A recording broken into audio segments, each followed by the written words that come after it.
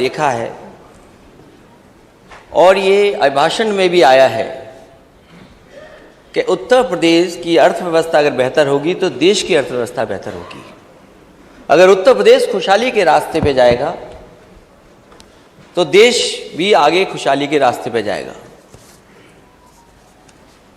अगर नेता सदन का हम पुराना भाषण पढ़ें, उस समय वो क्या आबादी बताते थे अध्यक्ष, और आजकल सुनने में मिलता है तो नेता सदन और कई आंकड़ों में कहा जाता है कि उत्तर प्रदेश की आबादी 25 करोड़ है।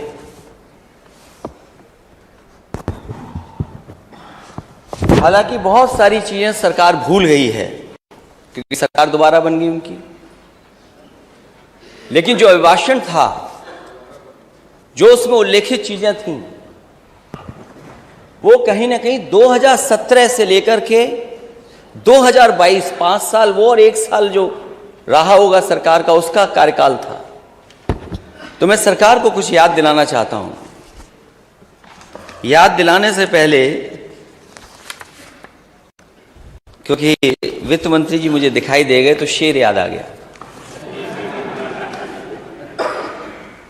मैं अध्यक्ष महोदय निवेदन करूंगा अपने संसदीय कार्य मंत्री जी से कि अपने ही सहयोगी विधायिका से कुछ अच्छा लिखवा लीजिए कर।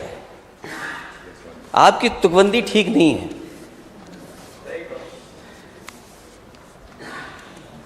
और मैं जब देखता हूं नेता सदन को और यहां पे सदन में आंखों पर सियासत का असर देख रहे हैं, आंखों पर सियासत का असर देख रहे हैं, किस ओर लगी आग किधर देख रहे हैं।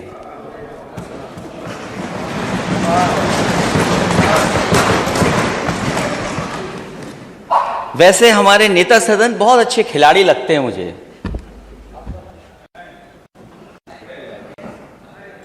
अभी कुछ दिन पहले पूरी दुनिया के लोग टीवी के सामने बैठे थे और दुनिया के लोग एक खेल को देख रहे थे। मैंने किसी को खेल अकेले देखते हुए नहीं देखा। हमारे नेता सदन टीवी के सामने अकेले बैठ करके कुछ देख रहे थे। लेकिन नेता सदन का मैंने दूसरा खेल भी देखा है। मैं नेता सदन को बताना चाहता हूं, फुटबॉल का मैच अकेले नहीं देखा करते।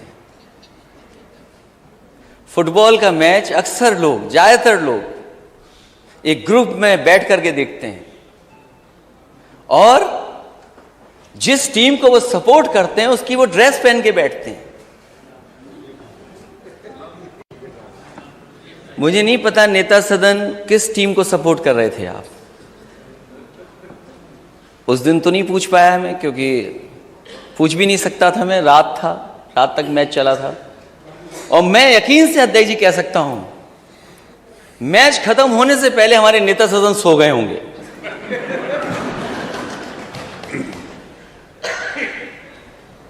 क्योंकि जो मैच बना, वो मैच तब बना जब दूसरी टीम ने गोल कर दिया, वरना मैच का आनंद नहीं था, मैच में आनंद नहीं था।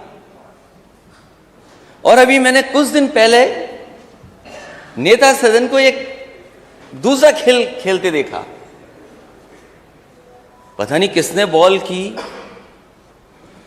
और 1 टप्पा, 2 टप्पा, 3 टप्पे के बाद भी बल्ला हवा में घूम गया। अरे नेता सदन कैसे खिलाड़ी हो आप? 3 टप्पे के बाद गेंद पे नहीं मार पा रहे हो। मैं उस स्टेडियम में 1 या 2 बार गया हूं अध्यक्ष महोदय। मुझे खुशी है इस बात की कि बनाया समाजवादियों ने, लेकिन स्टेडियम में ज्यादा नेता सदन गए हैं।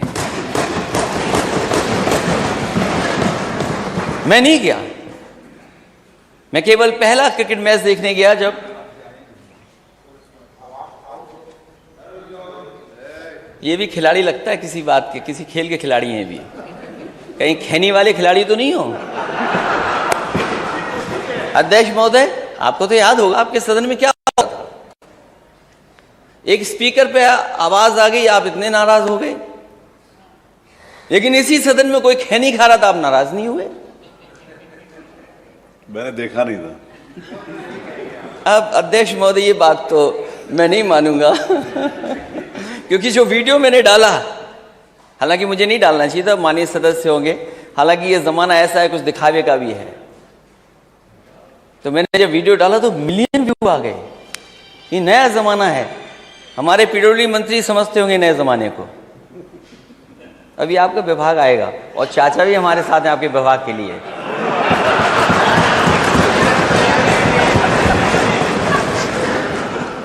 और मैंने जब नेता सदन को स्टेडियम में जाते देखा, खुशी मनाते हुए देखा, तो मैं बहुत दूर था, मैंने टीवी पर देखा कि नेता सदन ऐसे करते हुए जा रहे थे।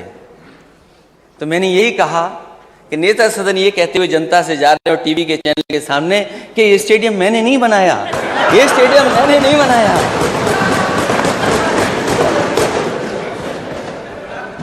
और मैं तो नेता सदन से कहूंगा, और नेता सदन वो बात भूल गए होंगे आप, जब मैंने बजट देखा मुझे दुख हुआ इस बात का।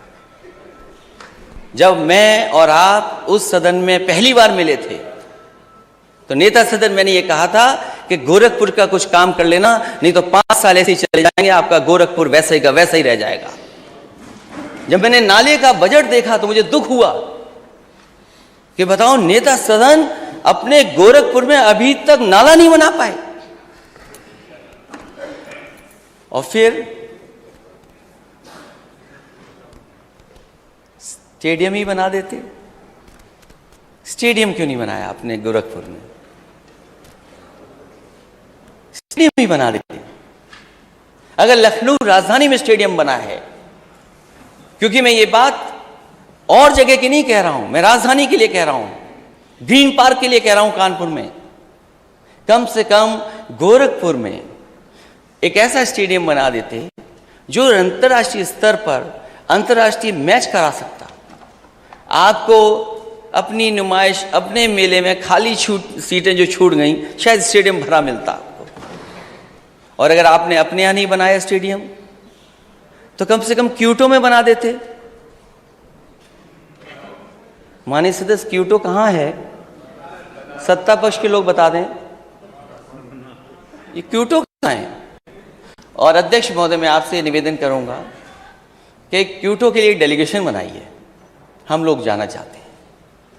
जब इतने मंत्री लोग जाने कहां कहां घूम आए, तो क्यूटो क्यों नहीं? और क्यूटो में ही स्टेडियम बना दिया होता एक, तो अंतर्राष्ट्रीय मैच हो जाते। खैर, थोड़ा बहुत खेल का काम आपके यहाँ हो रहा है, लेकिन अभी भी गोरखपुर देवरिया महाराज के बच्चे उस स्विमिंग पूल का इंतजार कर रहे हैं। वहां इटावा और सैफी के बच्चे नहीं स्विमिंग कर रहे हैं। मेरा परिवार का कोई स्विमिंग नहीं करने जा रहा है। और आप सूची मंगवाइए, मुझे नहीं पता खेल मंत्री कौन है। अरे वो क्या करेंगे, वो क्या करेंगे? आप कुछ करोगे? अरे वो चित्रकूट में आप ही थे ना, चित्रकूट में आप ही थे ना, किससे डर के भागे थे आप? पता नहीं क्या हो गया था वहां पर, किसी को याद हो तो बताओ। आप बता दो, हमें तो याद नहीं है क्या था मामला। सोचिए आप। तो मैं ये बात इसलिए बता रहा हूं, अच्छा है कि विपक्ष पार्टी ने कोई काम किया, उसका रोक दो काम। हमें पता है आज नहीं तो कल समाजवादी लोग उस काम को पूरा कर करके दिखाएंगे।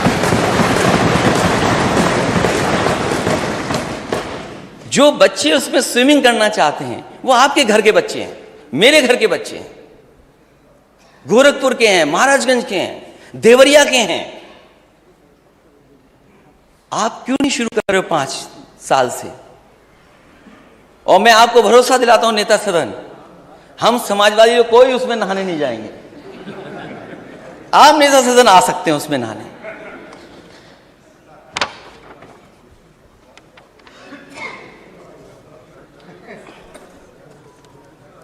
– 2017 में वादा किया गया था, संकल्प पत्र में 1 वर्ष के भीतर पुलिस के रिक्त पदों को भरेंगे।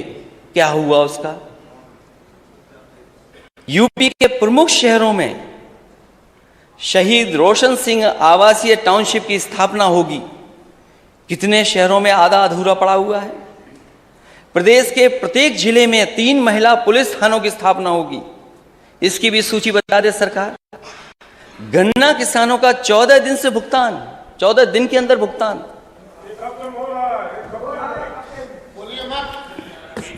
अध्यक्ष महोदय, हमारे सदस्य पंकज मलिक होंगे कहीं यहां पर, कल उठा रहे थे वो, और माननीय मंत्री जी बेहतर जानते होंगे, और मैं हर बार सदन में यही कहूं अध्यक्ष महोदय, सवाल ये नहीं कि आपने भुगतान कितना किया है, सवाल ये कि बकाया कितना है। ये भुगतान बताते हैं, बकाया नहीं बताते हैं। और जो अधिकारी घुमा फिरा रहे हैं, गोल गोल घुमा रहे हैं किसानों को, उन पे कार्रवाई कब करेंगे आप? अब तो कहीं खड़ा होगा बुलडोजर, ले चलिए उसको वहां पर। उन अधिकारियों के पास क्यों नहीं ले जा रहे हैं आप? ले चलिए उनके पास, जो लूट रहे हैं, बर्बाद कर रहे हैं आपके चीनी मिलों को, उनके ऊपर क्यों नहीं चढ़ा रहे आप? अब थोड़ा लग रहा है कि उधर भी जाने वाला है। 20,000 करोड़ का किसान सिंचाई फंड, ये कहां है?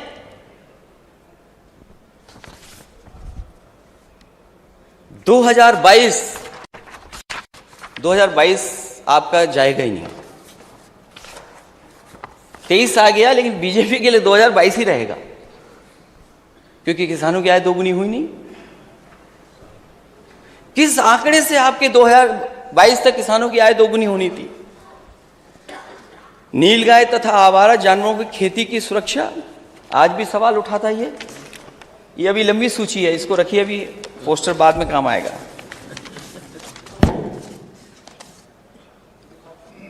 और फिर ये तो देश के प्रधानमंत्री जी ने कहा, देश के प्रधानमंत्री जी ने कहा कि जानवर सड़क पे नहीं होंगे, किसानों का ये संकट हम दूर कर देंगे। मुझे तो ये लगता है दिल्ली और लखनऊ में कोई तालमेल में गड़बड़ हो रहा है। अगर दिल्ली वाले कह देंगे तो लखनऊ वाले नहीं करेंगे, और अगर लखनऊ वाले कुछ लेकर के जाएंगे तो दिल्ली वाले नहीं करेंगे। अब उस पर सब शांत हैं, कुछ है ऐसा मुझे लग रहा है। प्राथमिकता के आधार पर केन बेतवा नदी इंटरलिंक परियोजना कहां पहुंची है? सभी जरूरतमंद वंचित किसानों को प्रधानमंत्री आवास बीमा योजना, सस्ती दरों पर किसानों को कृषि के लिए बिजली, ब्लॉक स्तर पर कोल्ड स्टोर और वेयर हाउसिंग की सुविधाएं। सरकार ने किसानों से 60 दिन में 1 लाख टन मक्का खरीदने का वादा किया। कब मक्का खरीद गई?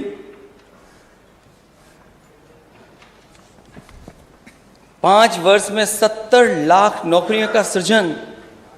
ये नौकरियां हैं, रोजगार नहीं है। प्रदेश में सभी उद्योगों में स्थानीय लोगों के लिए, खैर इस पक्ष में हम लोग नहीं हैं। 3 महीनों के भीतर शिक्षा मित्रों का रोजगार की समस्या का समाधान। अभी लाखों शिक्षा मित्र आए थे अपने परिवार के साथ। परीक्षाओं को नकल विहीन कराएंगे। पूरा का पूरा सेंटर नकल कर रहा है, सीसीटीवी में कैद है। प्रदेश के कॉलेजों में दाखिला लेने वाले सभी छात्रों को मुफ्त लैपटॉप। ये तो बस याद दिला रहा हूं मैं करने को नहीं कह रहा हूं, बस याद दिला रहा हूं। आप मत करिए, हम तो बस याद दिलाएंगे अध्यक्ष महोदय। प्रदेश में 10 विश्व स्तरीय विश्वविद्यालयों की स्थापना होगी। प्रदेश के कॉलेजों में दाखिला लेने वाले सभी छात्रों को प्रतिमाह 1 GB इंटरनेट दिया जाएगा। प्रत्येक जिले में इंजीनियरिंग कॉलेज या पॉलिटेक्निक की स्थापना होगी। पंडित मदन मोहन मालवीय संस्कृत महाविद्यालय की स्थापना। प्रदेश के सभी सरकारी स्कूलों में 1 शिक्षक 1 कक्षा का अनुपात सुनिश्चित किया गया। ये भी लगता है प्राइमरी में स्कीम चला रहे हैं, 1 स्कूल 1 टीचर। 8000 ऐसे स्कूल हैं प्राइमरी जहां पर एक ही टीचर है जो पढ़ा रहा है।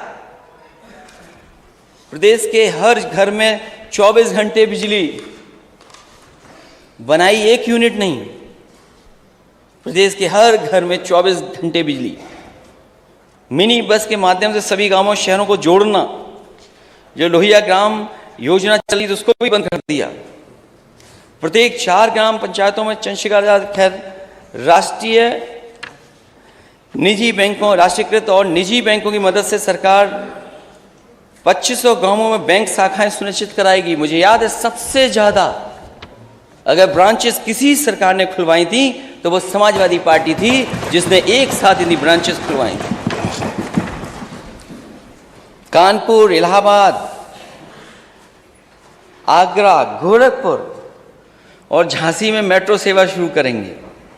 हालांकि वो बात अध्यक्ष महोदय मैं बजट में कहूंगा, लेकिन ज्यादातर बजट वो आए हैं जिसमें कहीं ना कहीं गोरखपुर के लिए बजट दिया गया मेट्रो का।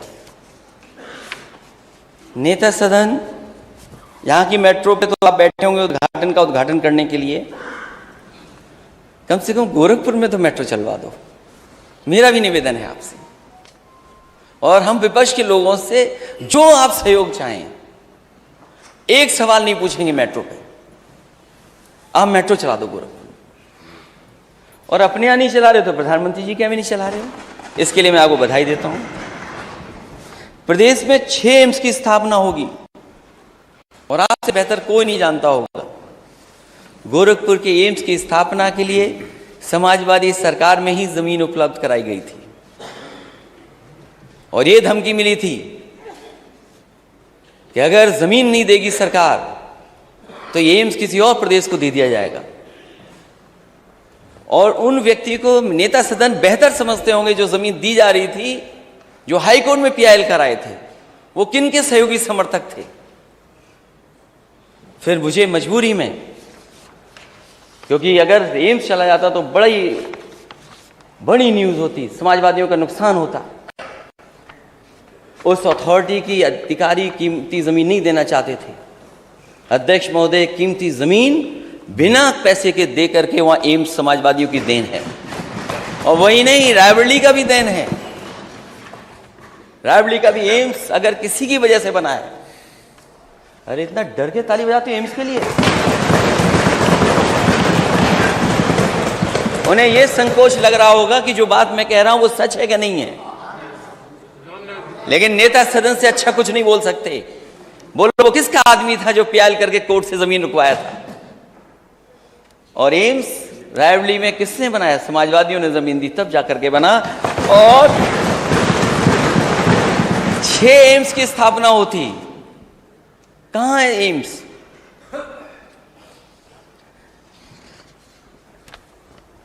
ये एक पुराना डायलॉग है अध्यक्ष महोदय।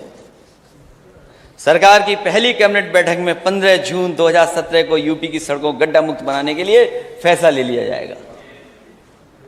कौन सी सड़क आप गड्ढा मुक्त कर रहे थे?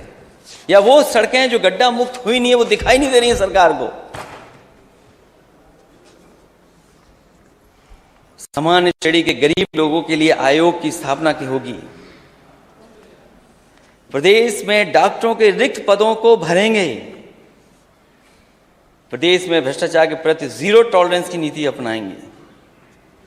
हां, नेता सदन बहुत अच्छी जीरो टॉलरेंस की पॉलिसी अपनाई गई, सरकार बनते ही अपनाई गई। पीडब्ल्यूडी विभाग में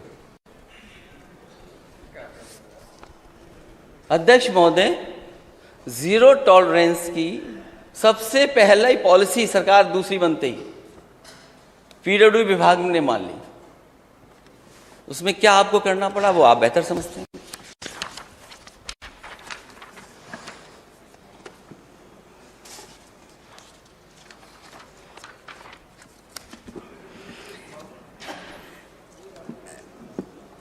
एक बात बहुत बताई गई है राज्यपाल जी के भाषण में कि उत्तर प्रदेश वो शेर गिरा है, शेर वाला वो हो गया शेर। ये कहा गया कि उत्तर प्रदेश सभी चीजों में नंबर 1 है। जो भी योजना बताई, कामधेनु में नंबर 1, डायल 100 पुलिस को रिस्पॉन्स सिस्टम में नंबर 1 प्रथम, 2018 तक बताया गया कि जो 18 तक जो थे उसमें नंबर 1 उत्तर प्रदेश था। लेकिन नए आंकड़े भी देखने चाहिए कि उत्तर प्रदेश कहां खड़ा है। ये क्रेडिबल ऑर्गेनाइजेशन है जिसमें रैंकिंग स्टेट्स की बताई जाती है, और मैं नेता सदन से कहूंगा जो अधिकारी आपको गुमराह कर रहे हैं इस रिपोर्ट को भी पढ़ें, क्योंकि यूपी बदलेगा तो देश बदलेगा, यूपी आगे बढ़ेगा तो देश आगे बढ़ेगा। बिना यूपी के देश नहीं तरक्की कर पाएगा। आप कहां खड़े हैं? कभी तो आप केरला को बताते थे कि केरला यूपी से सीख ले। जो कंपोजिट स्कोर है स्टेट का, कंपोजिट के अंदर चीजें हैं जिन पर आकलन होता है स्टेट का, आप कहां खड़े हैं? आप किस स्थान पर हैं? पहले पे महाराष्ट्र,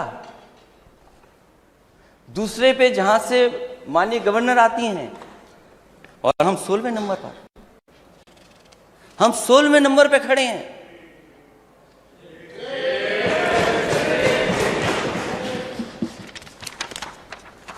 हम 16वें नंबर पे हैं। इन आंकड़ों को मानेंगे नहीं मानेंगे? इकोनॉमिक फ्रंट पर, जिसमें पर कैपिटा है, जीडीपी ग्रोथ है, इंडस्ट्री सर्विसेज हैं, इन्फ्लेशन है, एफडीआई है, और भी कई मानक हैं, उसमें हम और आप कहां खड़े हैं? यूपी के लोग। गुजरात नंबर 1 और हम नंबर 17।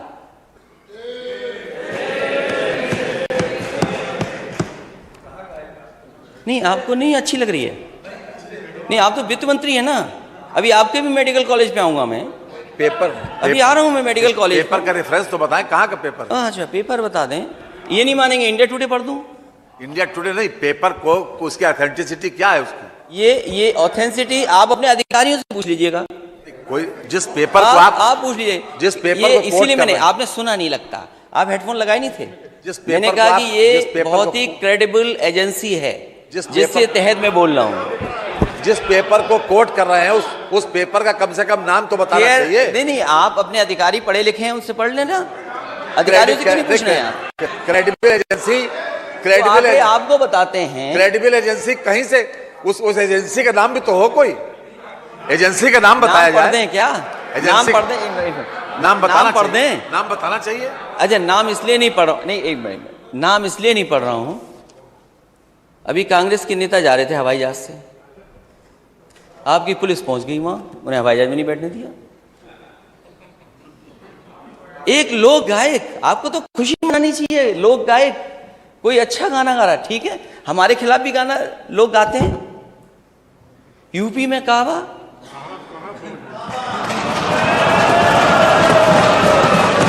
आपने नोटिस दे दिया। यकीन करो नेता सदन, अगर कोई कविता हमारे खिलाफ बनाता हम बुरा नहीं मानते। और मैं पहला शायद मुख्यमंत्री हूंगा, मैं पहला, हो सकता है अगर आपकी जानकारी में तो बता देना, जिसने अपने कार्टून की किताब छपवाई थी। कार्टून ना समझना, तुम्हारा जिंदगी में नहीं बनेगा, आएगा किसी जगह पर, ये मत समझना, क्योंकि तुम खुद कार्टून हो।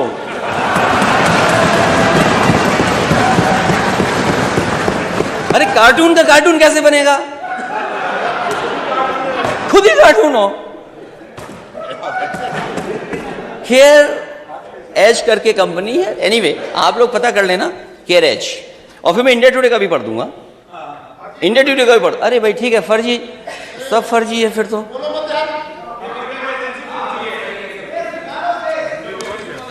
अभी मैं पूछूंगा फर्जी पर। अच्छा, फर्जी था तो आपके नेता सदन क्रिकेट पे बॉल मार लिए थे, बैट मार लिए थे, वो भी फर्जी था क्या? पूरे देश ने देखा टीवी पर।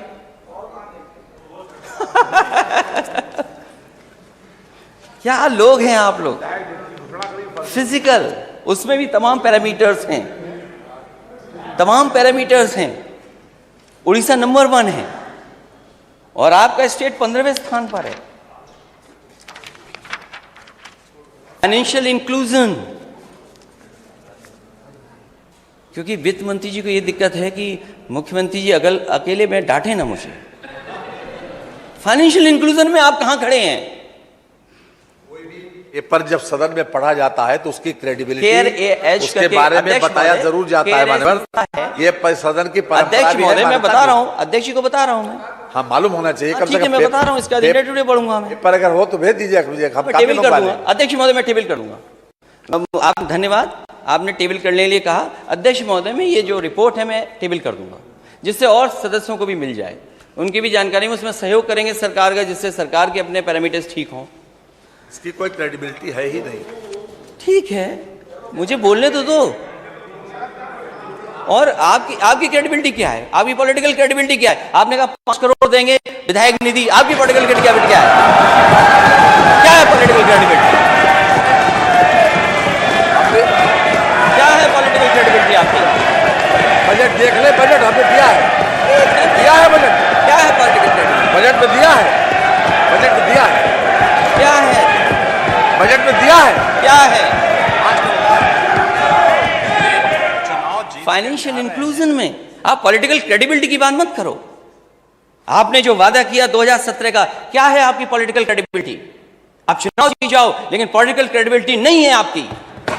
आप चुनाव जीत सकते हो, लेकिन पॉलिटिकल क्रेडिबिलिटी नहीं है। डेवलपमेंट की क्या क्रेडिबिलिटी है बताओ? कहां है आपका 20,000 फंड किसान के लिए? आपने कहां आलू खरीदा है बताओ? आप कहां आलू खरीदा आपने? 1 किलो आलू खरीदा तो बताइए। क्योंकि हमको इंगित करके बात कही जा रही थी, जवाब देना जरूरी है हमारे। बोलिए, जवाब दीजिए। माननीय अध्यक्ष जी, ये इस सदन की हमने नहीं, जो हमारा संकल्प पत्र है मान्यवर, पहले भी संकल्प पत्र के हमने 98% वादे पूरे किए, 98%। और ये इस बार में आया, और इस बार भी जितने वादे किए 130 वादे किए, उसमें से 110 वादों पर काम किया है माननीय। कल बाकायदा इस पर प्रेस किया गया था। यह है क्रेडिबिलिटी।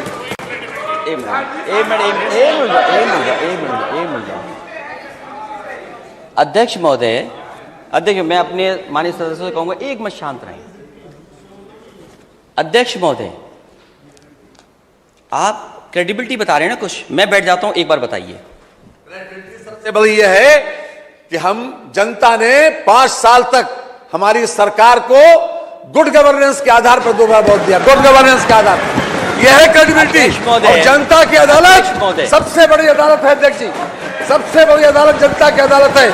हम उसी वजह से यहाँ पर बैठे, उसी कारण यहाँ पर बैठे, और यही क्रेडिबिलिटी सबसे ज्यादा मान्य है।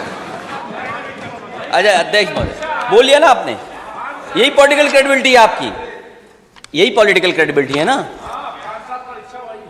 अच्छा, ये क्या था फिर? एक मिनट,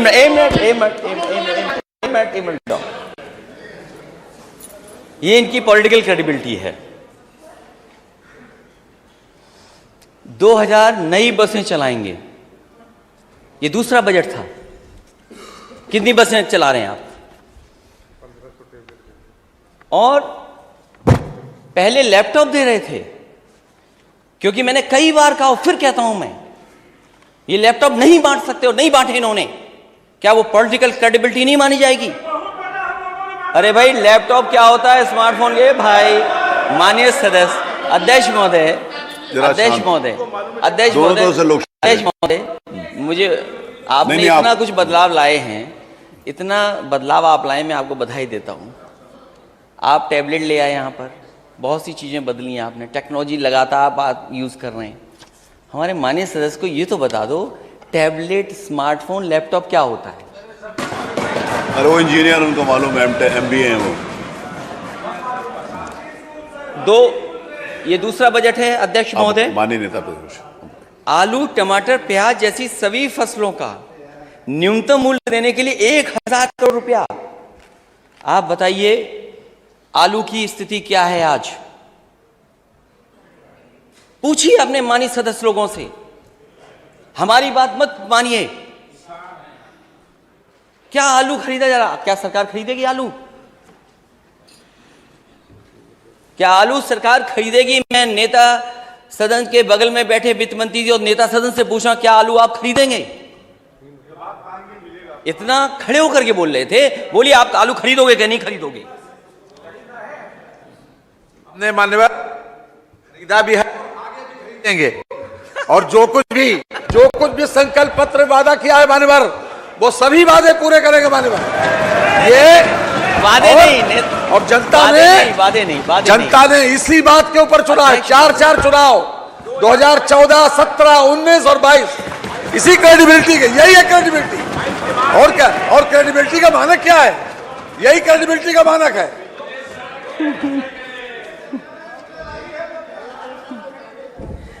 देखिए अध्यक्ष महोदय, मैं ये जानता हूं ये आलू नहीं खरीदेंगे, मैं ये जानता हूं, क्योंकि सरकार धोखा दे सकती है, सरकार सच्चाई के से नहीं सामने आ सकती। आज जरूरत है आलू खरीदने की। जो आलू बेल्ट है, हमारे माननीय सदस्य में नहीं खड़ा होंगे, मंत्री हैं, कुछ लोगों की मंत्री पद छिन जाएगा, किसी की कुछ छिन जाएगा, इसलिए कोई सच नहीं बोलेगा। अकेले में अध्यक्ष जी पूछिए आलू की हालत क्या है, कोई नहीं पूछने वाला। धान में लूट हो गई, आलू में लूट होने जा रही है। और आय दोगुनी की बात कर रहे थे, 22 से 23 आ गया, किसी भी किसान की किसी फसल की आय दोगुनी नहीं हुई किसान की।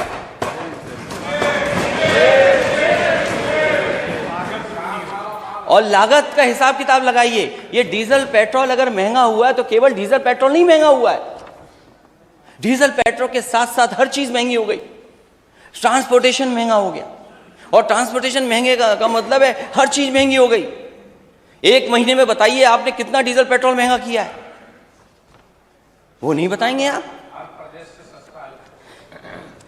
एक नारा है सबका विकास, सबका विश्वास, सबका साथ, सबका विश्वास।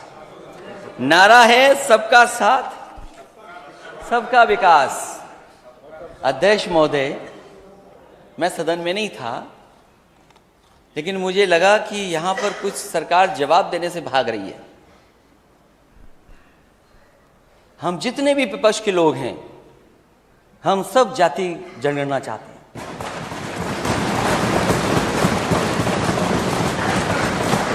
अध्यक्ष महोदय, हम जाति जनगणना चाहते हैं, और बिना जाति जनगणना के ये नारा आपका अधूरा है। सबका साथ कैसे होगा जब हमें और आपको नहीं पता कि हम कितने हैं आबादी में? सबका विकास कैसे करोगे आप?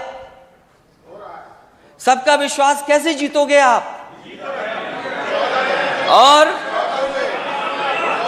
और जब तक सबका प्रयास नहीं होगा, ये प्रदेश आगे नहीं बढ़ेगा। मैं जाति जनगणना पर वैसे तो आजकल वो नेता हम लोगों से दूर हो गए हैं। कोई बात नहीं, बोलने दो। वो नींद आ जाएगी अगर नहीं टोकेंगे तो। बोलते रहने दो ना, कुछ तो ठीक है, नहीं तो ये कुछ और करने लगे अध्यक्ष महोदय, फिर आपको डांटना पड़ेगा। किस पार्टी के नेता हैं आप? ना पार्टी का नाम तो पढ़ लूं मैं। आप जाति जनगणना चाहते हैं कि नहीं चाहते हैं? नहीं, जाति जनगणना चाहते हैं कि नहीं? हम जातिवाद जनगणना चाहते हैं, लेकिन आपने उधर से भगा दिया हमको अपने साथ से।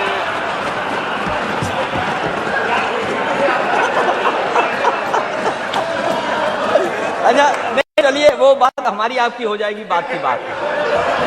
लेकिन ये बताइए, क्या आप जाति जनगणना चाहते हैं? 100% चाहते हैं। अरे कितने अच्छे लग रहे हो, मंत्री बने हुए। किसी मंत्री के लिए गए थे वहां? नहीं, नाव मिलना ठीक है, नाव के लिए सर। क्या आप भी तो नेता हैं, क्या आप जाति जनगणना चाहते हैं?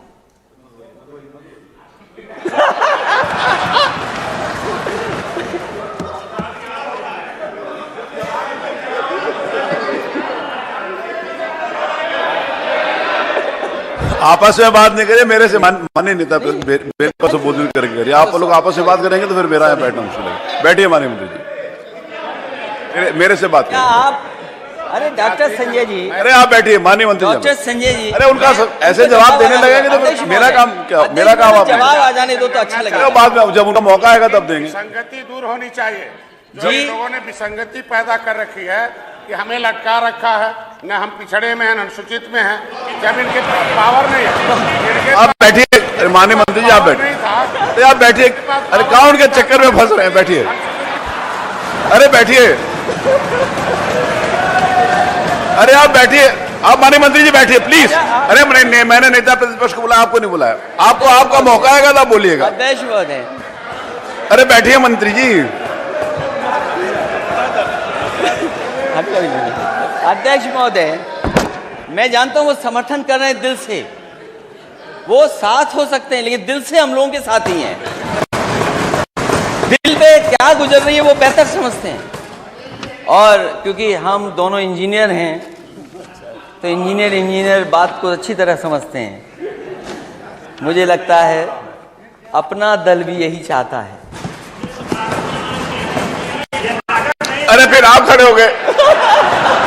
अरे बैठिए माननीय मंत्री जी, बैठिए, जब आपका मौका आएगा तब बैठिए। नहीं अध्यक्ष महोदय, ये बात तो अरे बात आप बहुत जरूरी देखिए, है। आप बोल रहे हो कोई बीच में ना खड़ा, ये मेरी जिम्मेवारी अच्छा है। ठीक है, लेकिन मैं अपने लिए समर्थन तो जुटा सकता हूँ। नहीं, आप बाद में जुटाइएगा सब अपनी खड़े बात हैं। में।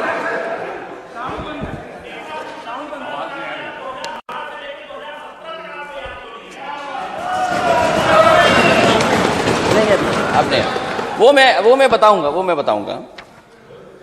और कोई दल बचा है? हमारे साथी सहयोगी दल आरएलडी, हम और आप तो एक ही हैं। नहीं, कांग्रेस ने तो किया ही नहीं। वो जो माननीय आशीष जी ने जो सवाल पूछा उसमें मैं बोलूंगा। हमारी पार्टी की माननीय सदस्य हैं और उनका एक अपना दल है, उनकी माताजी राष्ट्रीय अध्यक्ष हैं। और जाति जनगणना पे मैं समझता हूँ आप भी सहमत हैं। वो दोनों तो एक ही है ना, अलग हैं। अच्छा बैठिए।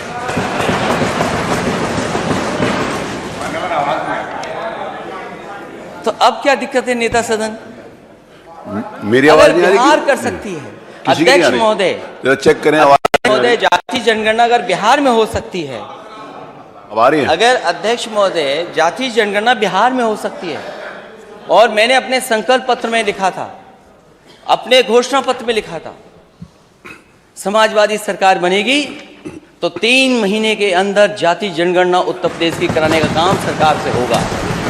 और माननीय सदस्य ये सवाल जो पूछ रहे हैं, आपका सवाल ठीक है आशीष जी, माननीय सदस्य का, कि आपकी सरकार में आपने क्यों नहीं किया? मुझे याद है मैं लोकसभा में था उस समय अध्यक्ष महोदय, नेताजी से लेकर के शरद यादव जी और दक्षिण भारत के सब नेता, आदरणीय लालू प्रसाद यादव जी और दक्षिण के जितने दल हैं, कांग्रेस पार्टी के अंदर जितने लोग थे, बहुत सारे लोग ये चाहते थे कि जब सेंसस हो रहा है तो जाति जनगणना हो उसमें। उसके लिए लोकसभा में कई बार धरने पर आवाज उठाई गई और उस समय कांग्रेस की लीडरशिप ने आश्वासन दिया था कि हम जाति जनगणना कराएंगे। पता नहीं क्यों उस सेंसस में नहीं किया गया। जब दोबारा सेंसस होने जा रहा है, इसलिए हमारी फिर मांग है कि जाति जनगणना होनी चाहिए, क्योंकि कांग्रेस की अकेली सदस्य हैं और हमारे गठबंधन की सहयोगी भी हैं। बहुजन समाज पार्टी भी उन्होंने बोला नहीं कि नहीं, वो तो पूछ के आना पड़ेगा। वो सहयोगी उन्होंने बताया नहीं कि हैं।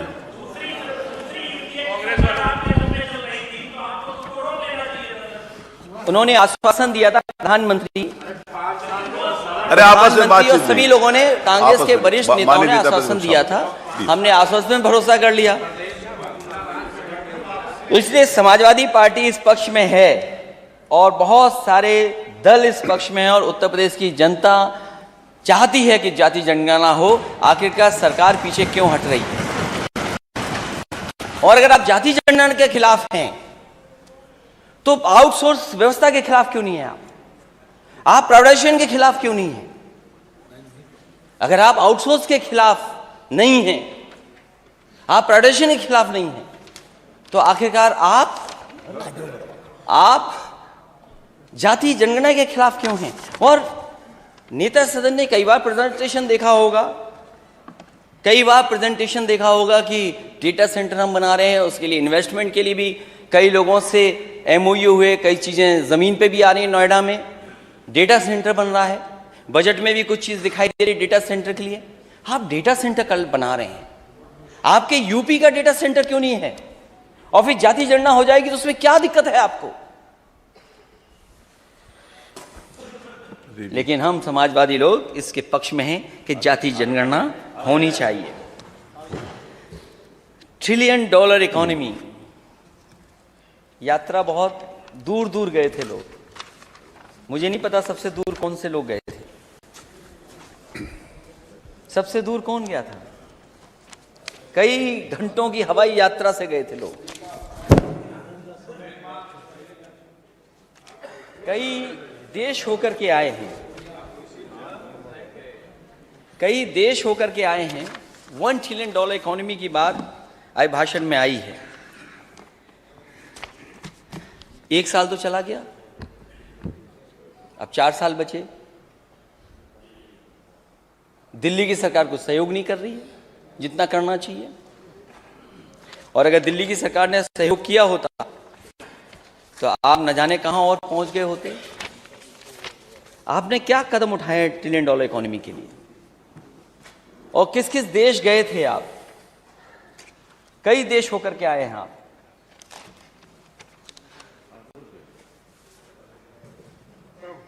एक डेलीगेशन गया यूनाइटेड स्टेट्स गया था। मुझे नहीं पता, नहीं वो नहीं कागज आपको बात नहीं, आगे नहीं गिरा, मेरे पास है, वो कुछ और चीज थी।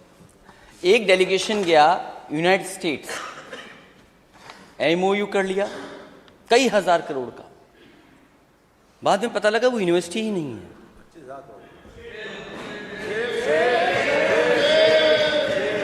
नेता सदन, इनकी क्लास लीजिए आप।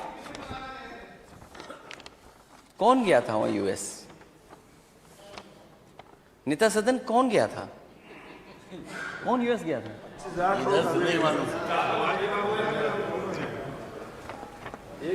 नहीं, ठीक है, थैंक यू। यूएस गए थे, यूनिवर्सिटी से एमओयू कर लिया, लेकिन यूनिवर्सिटी है ही नहीं वहां पर।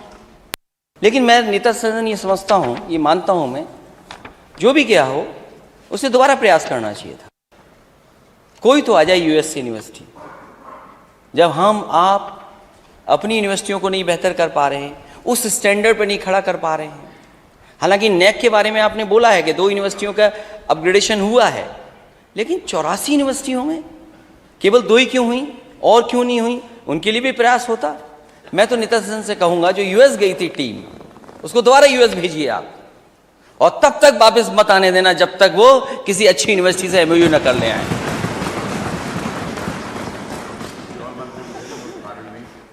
नहीं, वो कुछ है उसमें काबिल, कभी कभी गलती हो जाती है, क्योंकि अध्यक्ष महोदय, बीजेपी का बहुत फंडामेंटल क्लियर था कि कोई भी सूट और टाई पहने बस उससे एमओयू करा लो।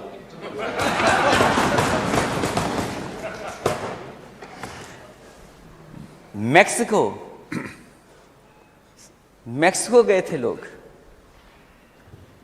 ब्राजील गए थे, अर्जेंटीना गए थे, नीदरलैंड गए थे, France, Germany, Belgium, Sweden, UAE, Australia, Singapore, Canada, UK, America, दक्षिण कोरिया तथा जापान में गए थे आप लोग।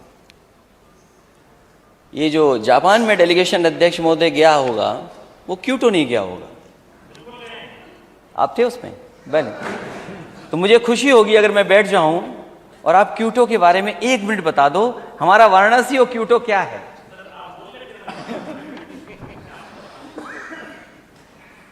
हमारा वाराणसी क्योटो बन रहा था। अच्छा है, कोई तो क्यूटो हो आया, हम तो यहीं देखना चाहते थे क्यूटो। जो पहला आपका इन्वेस्टमेंट मीट हुई थी, आप मेला मत लगाइए। मेरा नेता सदन से यही, आप मेला मत लगाइए। आप मेला लगाते हैं। आप इन सब मंत्रियों को आपने कहा जाइए मेला घुमाइए, घूम के आ गए, और आप क्यों नहीं जा पाए? मैंने अखबारों में पढ़ा था, हो सकता है वो अखबार गलत लिख रहा हो, आप कोई ठंडी जगह जाना चाहते थे, बहुत ठंडी जगह जाना चाहते थे। नेता सदन न जाएं। मैं आपसे ये कह रहा हूं, आपके कितने भी मंत्री चले जाएं, कोई भरोसा नहीं करेगा, कोई क्रेडिबिलिटी नहीं है जब तक नेता सदन की क्रेडिबिलिटी नहीं होगी।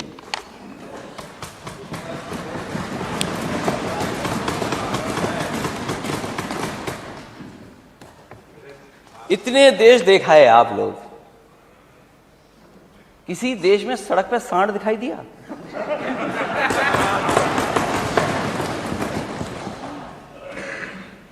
अमेरिका गए थे हमारे वित्त मंत्री जी, क्या सांड दिखाई दिया वहां पे?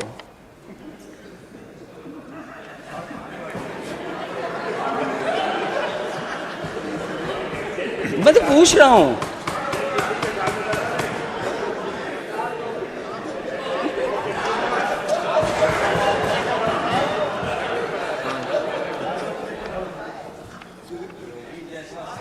अध्यक्ष महोदय,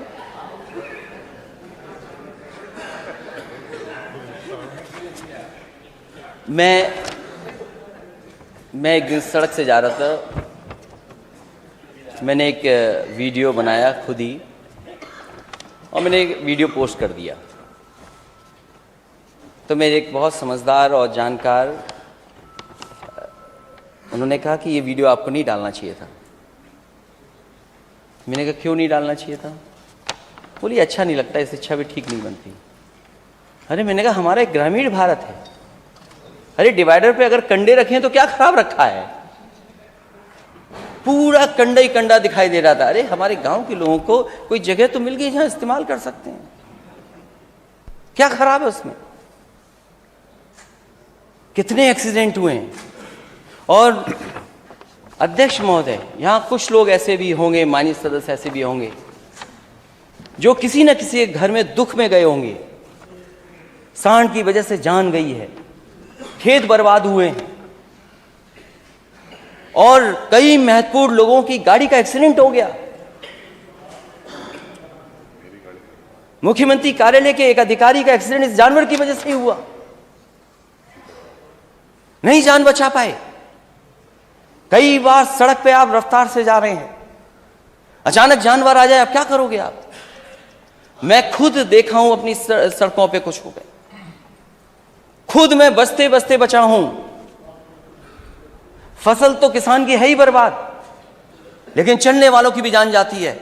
और पूरे देश में अगर एक्सीडेंट की वजह से, और खासकर जानवर की, अन्ना पशु जानवरों की वजह से अगर कहीं अध्यक्ष महोदय जान जा रही है, तो वो उत्तर प्रदेश में जा रही, किसी और प्रदेश में नहीं जा रही है। और ये पोस्टर जो हमारे नेता लेकर के आए हैं, कोई खराब पोस्टर लेकर के नहीं आए हैं। पोस्टर का प्रदर्शन उचित नहीं करेंगे, कोई खराब चीज नहीं लेके आए हैं। हम सूची लंबी टेबल करेंगे on the floor of house.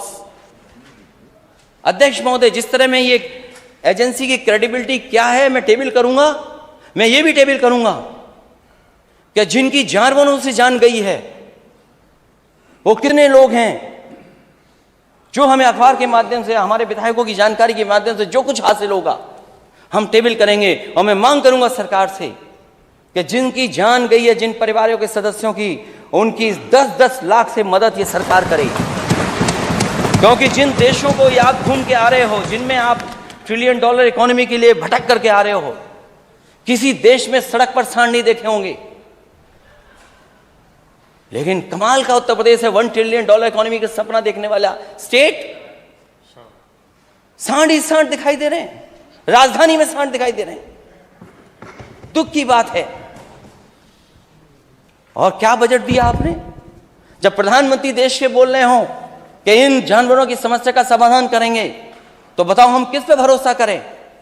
जनता ने भरोसा कर लिया, लेकिन सांडों की संख्या बढ़ गई।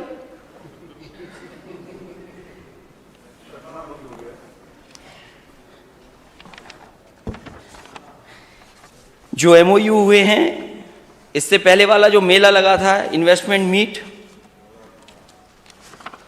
उसमें भी बड़ा मेला लगा था और लगभग 4 लाख करोड़ के एमओयू साइन हुए थे। मैंने जानकारी हासिल की, पोर्टल पे देखूं आखिरकार कितने लोगों ने एमओयू किया। वो वेबसाइट ही नहीं चल रही है। अगर हम और आप जानना चाहें कि किन लोगों ने एमओयू किया है, तो पूरी सूची नहीं मिल रही है। आखिर सरकार क्यों छिपा रही है? हमारे जितने माननीय सदस्य बैठे हैं, उनके किसी डिस्ट्रिक्ट में कोई बड़ा इन्वेस्टमेंट नहीं आया। 4 लाख करोड़ का किसी डिस्ट्रिक्ट में नहीं आया। और ये एक डिस्ट्रिक्ट के नहीं है, हर डिस्ट्रिक्ट के हैं। और मैं अगर उधर कहूंगा तो सब चिल्ला देंगे हाँ आया है। शाहजहांपुर में कौन सा इन्वेस्टमेंट आ गया पहले के अलावा वाला? लग गई। चिमनी से धुआं तो नहीं लग रहा, चिमनी से धुआं तो नहीं लग रहा, रोजा वाली चिमनी से।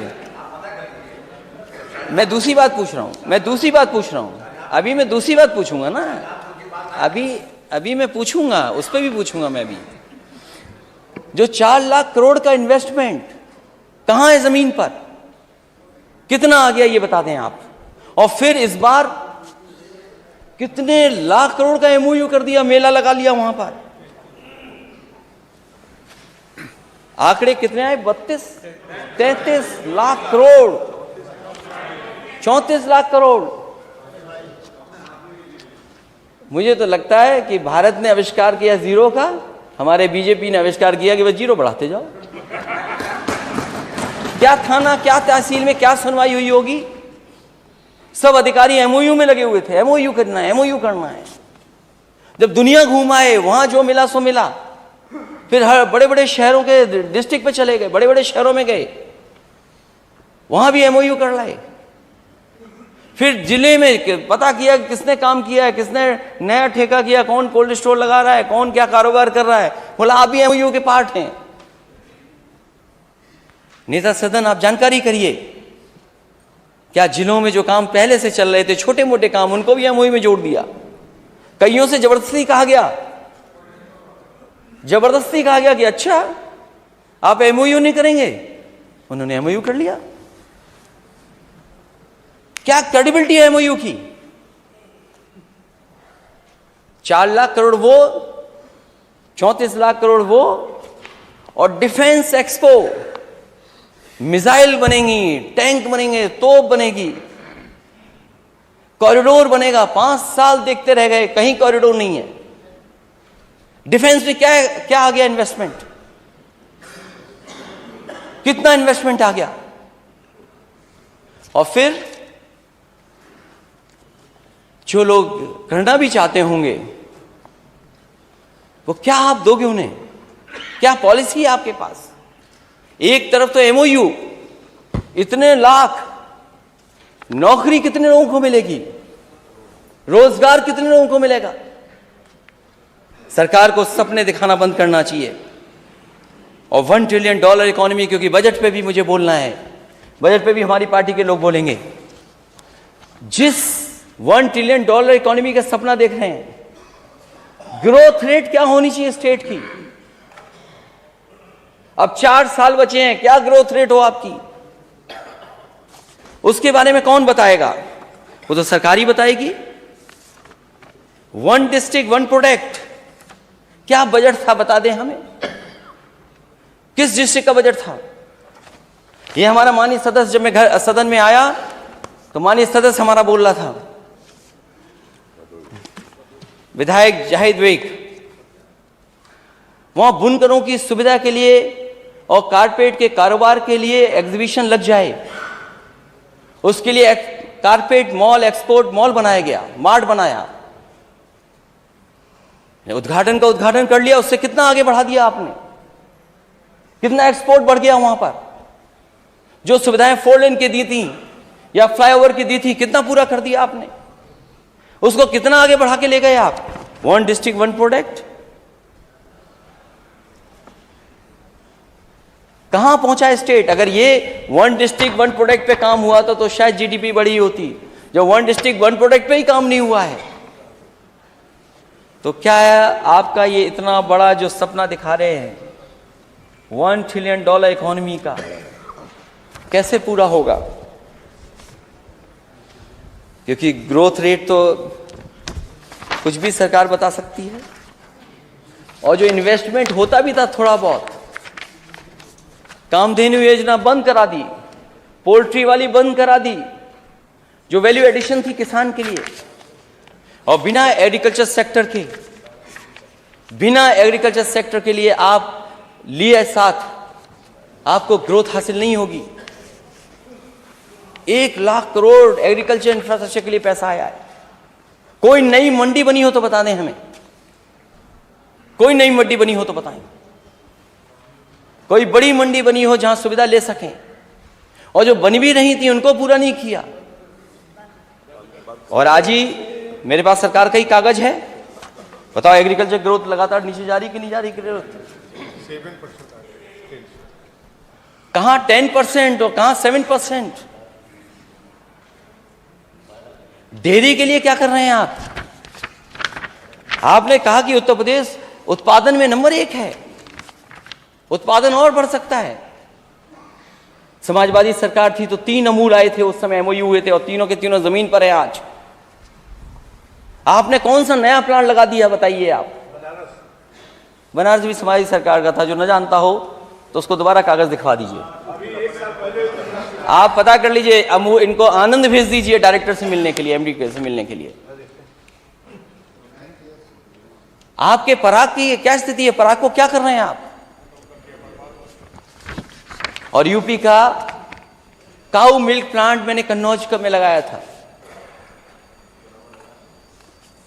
काऊ मिल्क प्लांट, उसमें टेट्रा पैकिंग थी, वो प्लांट कभी नहीं चला टेट्रा पैकिंग का। मैं एक दिन दौरे पर गया, मैंने कहा देखो क्या हालत है इसकी। जब जाकर के मैंने देखा और मैंने वहां के अधिकारियों से पूछा कि ये काऊ मिल्क प्लांट है, इसमें मिल्क किसका है, कहां से प्रोक्योर कर रहे हैं आप मिल्क, क्या काऊ है उसका मिल्क है? बोला नहीं सर, हम मिक्स कर लेते हैं। सोचिए, काऊ मिल्क प्लांट में मिक्स करके दूध का प्रोडक्ट बना रहे थे, टेट्रा पैकिंग की मशीन नहीं चली। और जब बाहर जाकर के मैंने देखा गेट के पास पटिया किसकी उद्घाटन की लगी थी, देश